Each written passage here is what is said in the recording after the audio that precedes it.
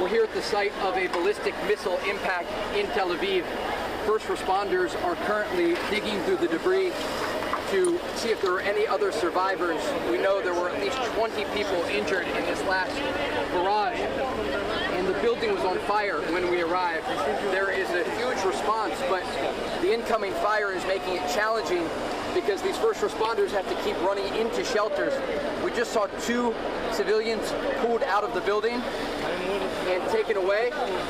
There are teams with dogs, and there are still firefighters working to put out the blaze inside of the building. This is what Israel is now dealing with. The Iranians directly targeting major population centers here.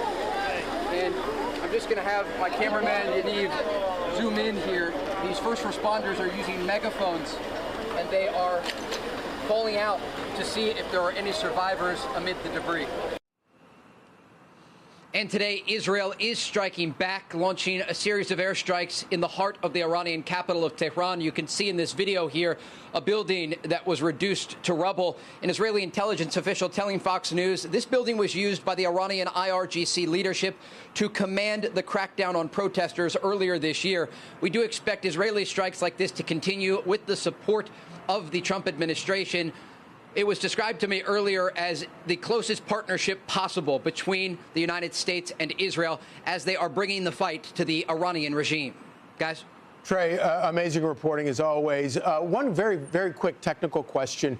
When you get those air raid sirens that are just heart-pounding for us, I can only imagine what it's like for you and the people on the ground there in Jerusalem and in Tel Aviv.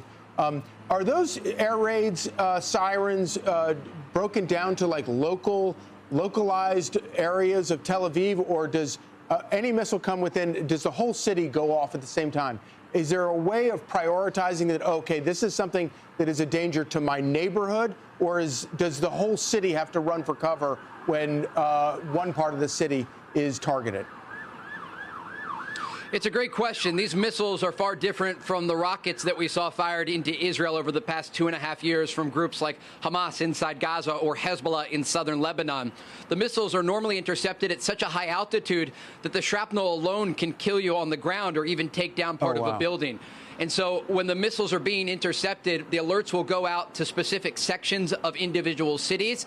But when they're fired in these large barrages, oftentimes the entirety of Israel, a population of 10 million people, immediately has to head into bomb shelters. Wow. The Israelis do have an advanced alert system. They can monitor when the launches occur, and then the air raid sirens begin when they are incoming.